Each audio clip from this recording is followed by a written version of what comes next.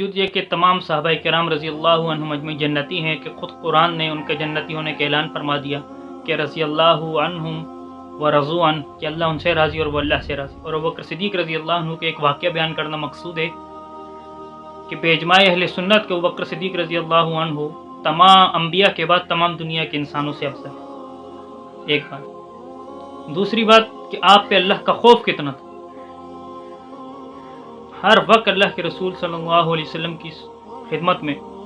اور اسلام میں بڑھ چڑھ کے ہر معاملے میں بکر صدیق رضی اللہ عنہ نے بڑھ چڑھ کے حصہ لیا، اور آپ کا قرآن پاک میں بھی ذکر آیا، لیکن اس کے باوجود اللہ کے خوف کا یہ عالم، فرماتے کہ کاش کہ میں کوئی درخت ہوتا جو کاٹ دیا جاتا، کبھی فرماتے کاش میں کوئی گھاس ہوتا جسے جانور کھا لیتے، کبھی فرماتے کہ کاش میں کسی مومن کے بدن کا بال ہوتا۔ ایک دفعہ ایک باغ میں تشریف لے گئے اور دیکھا کہ وہاں جانور کو چرتا پھرتا دیکھا، اور فرمایا کہ کاش کہ ابو بکر بھی تجھ جیسا ہوتا کہ درختوں کے سائے میں پھرتا ہے، کھاتا ہے، پیتا ہے، درختوں کے سائے میں پھرتا ہے، اور مر جائے گا اور تجھ پہ کوئی حساب کتابی۔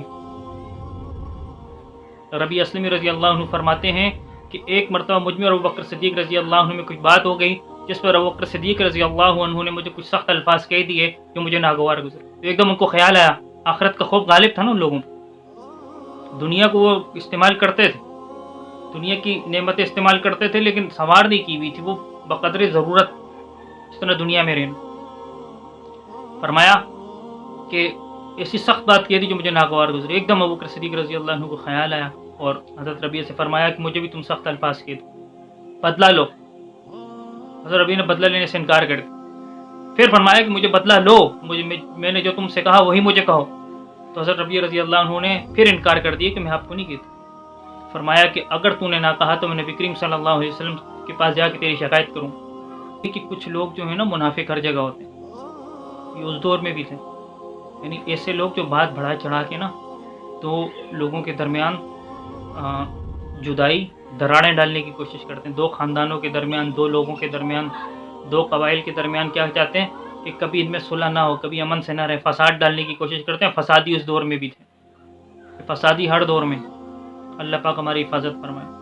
تو اس دور میں بھی کچھ لوگ تھے اور حضرت ربیع کے پاس آئے اور کہنے لگے کہ عجیب بات ہے، ایک تو آپ کو سخت الفاظ کے اوپر سے آپ کو برم مار رہے کہ میں نبی کریم صلی اللہ علیہ وسلم کی خدمت میں جا کے جو عرض کر دوں۔ حضرت ربیع ظاہر کی بات ہے نبی کریم صلی اللہ علیہ وسلم کی صحبت یافتہ، فرمایا کہ تم جس بندے کے بارے میں بات کر رہے ہو جانتے ہو یہ کون ہے؟ یہ ابو بکر صدیق ہیں، اگر یہ ناراض ہو گئے تو اللہ کا لاڈلا رسول صلی اللہ علیہ وسلم مجھ سے ناراض ہو جائے گا، اور اگر اللہ کے رسول ناراض ہو گئے تو اللہ جل شانہ مجھ سے ناراض ہو جائیں گے، کیسی باتیں کرتے ہو؟ تو خیر نبی کریم صلی اللہ علیہ وسلم کی خدمت میں گئے حضرت ربیع رضی اللہ عنہ، سارا ماجرا سنا دیا کس قسم کی باتیں ہوئی، اور ابو بکر صدیق رضی اللہ عنہ نے مجھ سے یہ کہا اور میں نے جواب میں نہیں کہا۔ تو حضرت نبی کریم صلی اللہ علیہ وسلم فرمایا کہ آپ کو جواب میں نہیں کہنا چاہیے تھا، آپ کو یعنی جو انہوں نے کہا وہ نہیں کہنا چاہیے تھا، بہرحال آپ یوں کہتے کہ اللہ آپ کو معاف فرما دے۔ وہ کہنے کا مقصد یہ ہے کہ آج ہم سینکڑوں باتیں ایک دوسرے کو کہہ دیتے ہیں، اس کا پتہ بھی نہیں ہوتا، ہمیں ہوش بھی نہیں ہوتا ہم نے کیا کچھ نہیں کہہ دیتے، لیکن ہمیں اس بات کا کوئی خیال نہیں ہوتا، کوئی غم نہیں ہوتا کہ ہم کیا کہہ رہے ہیں، ہم کیا کہتے ہیں، ہماری زبان سے کیا باتیں نکلیں۔